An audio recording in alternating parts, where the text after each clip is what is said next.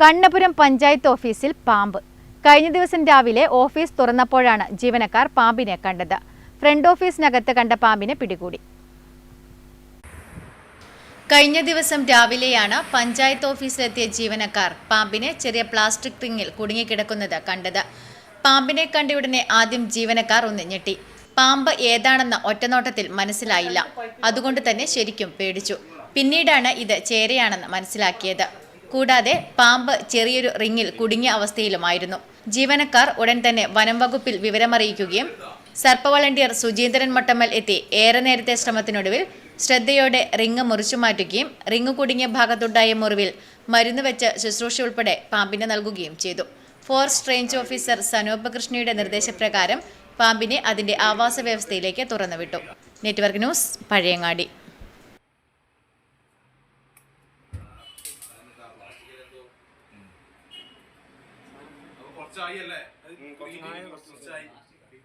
പ്ലാസ്റ്റിക്കിന്റെ മൂടിയോ അങ്ങനെ